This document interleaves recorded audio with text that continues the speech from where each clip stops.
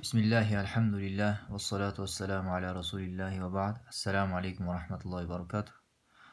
Arap tili сабактарды улантабыз. Китебибиздин аты болсо Дурусул лугатил арабияти ли гайри натикина биха деген китеп Шейх Фа Абдурахимдин китеби. Биз 9-чу сабагына келгенбиз. 9-чу сабакты окурдан алдын 9-чу сабак эмне жөнүндө болмокчу десек, 9-чу сабак ан-нa'ту деген тема жөнүндө болот. Азыр ошол жөнүндө бир аз түшүнүк алып алалы. Бисмиллахир-рахманир-рахим. Ан-нa'ту же болбосо ас-сифату. Кээ бир алымдар ан-нa'т дешет, кээ бир алымдар ас-сифату дейт. Экөө тең мааниси бир. Түзмө-түз мааниси сыпат. Кыргыз тилинде сынатууч. Ан-нa'т деген эмне араб тилинде? Нa'т деген мына мен кыргызчага которуп жазып койдум. Араб тилинде деле ушул эле сөздөр арабча менен да. Нa'ту өзүнөн алдыңкы ысымды ээрчүүчү сөз. Na'т деген бул өзүнөн алдыңкы турган ысымды ээрчүүчү сөз, анын сын сыпатын билдирүү үчүн. Не үчүн ээрчийт? Анын сын сыпатын билдирүү үчүн өзүнөн алдыңкы ысымды ээрчиген сөз na'т деп аталат. Мисалы, бил мисал яттадихул мақол дейт араб тилинде. Ушундай жакшы сөз бар, туугандар, жаттап алгыла. Айтылган сөз дейт, мисал менен ачыкка чыгат дейт да. Айтылган сөз мисал менен ачыкка чыгат. Азыр мисалдар менен иншаллах түшүнгөнгө аракет кылабыз. Хаза рожулун гонийюн. Бул бай киши. Өткөн сабактарда хаза рожулун деп эле чектелгенбиз, бул киши. Мухаммадун толибун, Мухаммад окуучу деп. Ал эми бул сабакта болсо кандай киши, кандай окуучу экендигин айта алабыз. Хаза рожулун, бул киши, кандай киши? Гонийюн, бай киши. Биздин тилде десе бай сөзүн биринчи айтабыз. Бул бай киши деп. Араб тилинде жок, киши сөзү биринчи айтылат. Бизде жаңы китеп деп айтылса, араб тилинде китабун жадидун деп биринчи китеп сөзү айтылат. Мына ошого көңүл бурабыз. Хаза бул рожулун, киши, гонийюн, бай. Бул бай киши. Мухаммадун, Мухаммад, толибун мучтахидун. Мухаммад дейт. Толибун окуучу, мучтахидун аракетчил. Мухаммад аракетчил окуучу. Мурда биз жөн эле окуучу десек, азыр кандай окуучу экендигин сыпат бере алабыз да окуучуга. Толибун мучтахидун аракетчил окуучу. Хадижату, Хадижа толибатун окуучу, мучтахидатун аракетчил. Хадижа аракетчил окуучу. Захаба Халидун дейт. Барды Халид илал масжиди, мечитке. Кандай мечит? Ал-жадиди, жаңы мечитке барды. Ал-масжидил жадиди. Көңүл бурсак, булардын рожул деген биринчи сөзү, бул киши, толиб деген биринчи келген сөздөрү ман'утун деп аталат. Ман'утун деген сыпатталуучу зат. Бул киши сыпатталып жатат да, кандай киши экенин сыпаттап жатабыз. Демек, рожул, толиб булар сыпатталуучу зат. Ман'ут. Ал эми экинчи келген гони, мучтахид сөздөрү булар na'tun деп аталат, ал сыпат. Na'tun деген сыпат, ман'утун деген сыпатталган зат да, сыпатталган. Азыр бул жака бир кайрылып кетсек, кайрадан na'ттын түшүндүрмөсүнө, өзүнөн алдыңкы ысымды ээрчүүчү сөз деди. Мына na'т, гонийюн, мучтахидун булар na'т. Өзүнөн алдыңкы ысымды ээрчип атат. Рожул, толибтерди ээрчип атат, ошодон кийин келет да. Демек, na'т ман'ут ээрчийт экен, демек эмне экен? Na'т ман'утту ээрчийт экен. Бул na'т өзүнөн алдыңкысы, ал ман'ут деп аталат, ошону ээрчийт. Азыр бир нерсе көңүл бурабыз. Өзүнөн алдыңкы ысымды ээрчүүчү сөз дейт. Анын сын сыпатын билдирүү үчүн. Ээрчүүчү дегенге көңүл бурабыз. Эмнесинде ээрчийт? Алдыңкы ысымдын эмнесинде ээрчийт? Жообу 4 түрүчө. 4 нерседе алдыңкыны ээрчийт. Мына гонийюн сөзү рожулунду ээрчийт 4 нерседе, туугандар, көңүл бургула. Биринчиси белгилүү белгисиз экендигинде ээрчийт. Бул жөнүндө бизде бир аз түшүнүк бар. Алифламды өтүп жатканда өткөнбүз. Алифлам жок болсо, ал белгисиз сөз, алифлам кирсе белгилүү сөз. Рожулун демек ал-гони десек катуу болот да. Рожулун белгисиз, буну да белгисиз кылышыбыз керек. Буну ээрчиш керек да. Рожул белгиси болсо, аны ээрчип бул да белгиси болот. Хаза рожулун алгонию десек не ката экен. Рожулун гониюн. Белгисиз, белгисиз, белгисиз, белгисиз, а? Мына ал масжид белгилүү, ал жадид белгилүү. Экинчиси сан жагынан ээрчийт, сан. Биз бул жөнүндө өтө элекпиз, бирок азыр билип кое бериңиздер, сан жагынан да ээрчийт экен, а? Бир киши бир бай деп айтабыз, эки киши болсо эки бай деп айтабыз, үч киши болсо анда кишилер болсо байлар деп да биягын көптүк түрү менен айтабыз. Үчүнчү род жагынан ээрчийт. Женский же мужской родунан ээрчийт.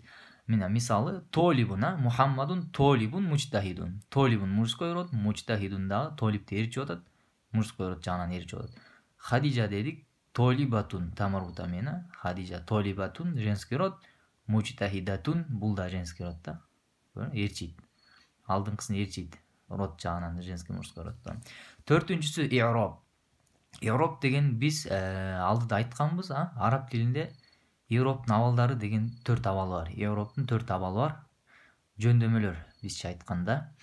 Алар 4-тө, рофун, насбун, жаррун, жазмун. Рофтун белгиси домма, настын белгиси фатха, жардын белгиси касра, жазымдын белгиси сүкүн. Мына ушуларда да ээрчийт да. Азыр рожулун сөзү мына роф абалында турат, домма.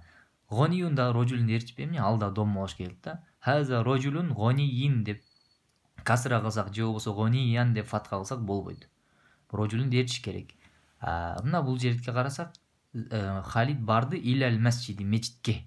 Ал масжиди ал жадиди. Масжиди жарабалы, ал жадиди жарабалы, экөө тең касра. Демек не Европта да ээрчийт экен. Мына ушундай туугандар кыскача наат жөнүндө түшүнүк алдык. Биринчи келген сыпатталган деп аталат. Сыпатталган ал ман'ут. Экинчи келген ошонун сыпаты, ал наат деп аталат. Бул сабактын кыскача болор жерин айта кетсек, туугандар, эмне деп айтабыз? Наат ман'утту 4 нерседе ээрчийт деп айтып коюу бул сабактын жайча айтканда каймагы десек да болот. Наат ман'утту 4 нерседе ээрчийт. Мына ушундай деп деле жаттап алсаңыздар болот.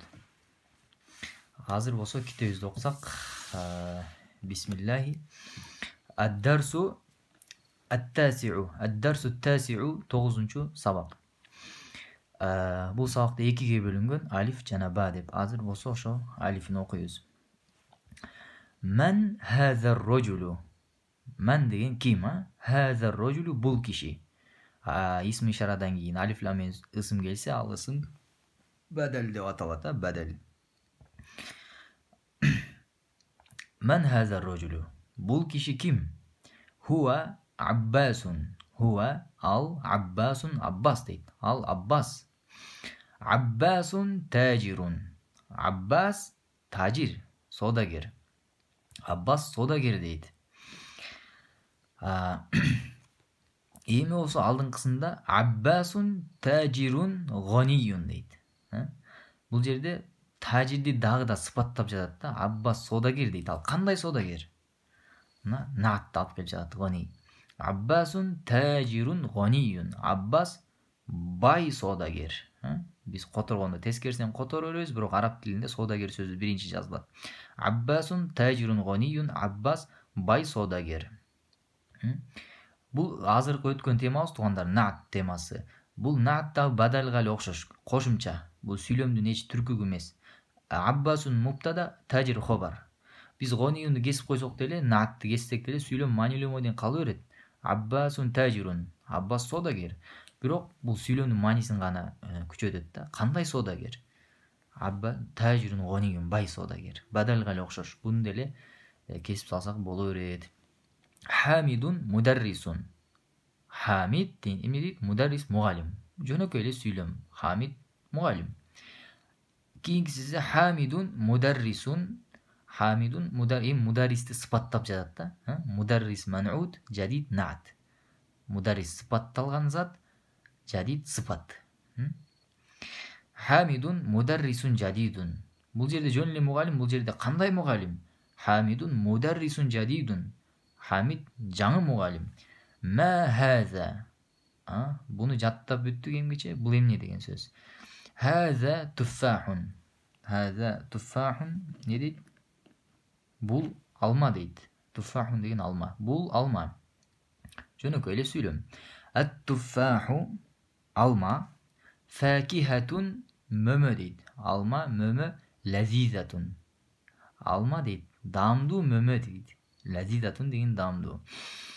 Бул жерде болсо сүйлөм түркүгү ысым менен башталып жатат. Бул сүйлөм ат-туффах ысым менен башталып жатат. Демек бул эмне деп аталат экен? Аль-жумлатул исмия. Ысым менен башталып сүйлөм деп аталат. Ал мубтада хобардан куралат дедик. Ат-туффах мубтада, факиха хобар. Лазиза десе наат. Наат. Бул мөмөнүн сыпаты да. Бул мөмөнүн сыпаты. Алма даамдуу мөмө дейт. Факихатун ман'уд, лазизатун наат. Мөмө сыпатталган, даамдуу деген болсо сыпат. Ма залика. Тигил эмне? Залика тигил дейт. Залика усфурун таранчы дейт. Тигил таранчы. Жөнөкөй эле сүйлөм. Тигил таранчы. Ал-усфуру да сүйлөмдү баштап жатат. Таранчы тоирун согирун. Тоирун согирун не? Тоир деген канаттуу. Кичинекей канаттуу дейт. Таранчы кичинекей канаттуу. Жөн гана канаттуу деп койсок болот. Бул наатты кесип койсок эмне болот? Ал-усфуру тоирун. Таранчы канаттуу. Же болбосо таранчы чымчык.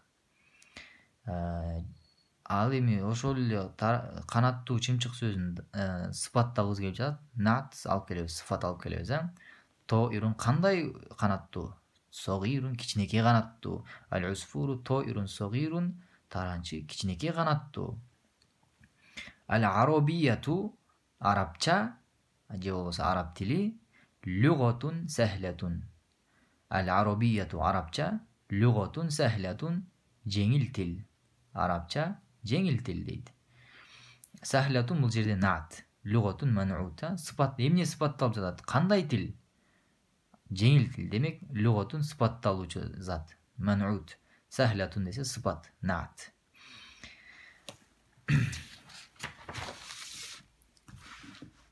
Ал-арабияту араб тил же болбосо араб тил деп которсок болот, же арабча десек деле болот. Бу жерде тил деген сөз жок да. Ал-арабияту арабча, лугатун жамилатун. Арабча дейт, кооз тил дейт. Жамилатун кооз тил, көркөм тил. Арабча кооз тил. Кандай тил? Кооз тил, жамилатун. Демек лугатун ман'ут сыпатталган зат, жамилатун десе наат сыпат. Эрчийт да, лугатунду эрчийт туугандар. Эрчигендерин көңүл бурабыз. Мына бу жерде домма турат, бул да дом болуш керек да. Белгисиз, бул да белгисиз. Жана 4-нчиде эрчийт. Аммарун дейт. Эркектин аты Аммарун дейт. Толибун мужтахидун. Аммар жөн гана окуучу деп койбостон кандай окуучу? Аммарун толибун мужтахидун. Аммар аракетчил окуучу. Толиб белгисиз, бул да белгисиз. Толибун роф абалында домма, бул да домма. Экөө тең домма. Мужской род, мужской род. Бир окуучу, бул да аракетчили да бирдик сан менен алып келебиз. Аммар аракетчил окуучу. Ва Махмудун жана Махмуд толибун каслану. Жалкоо окуучу.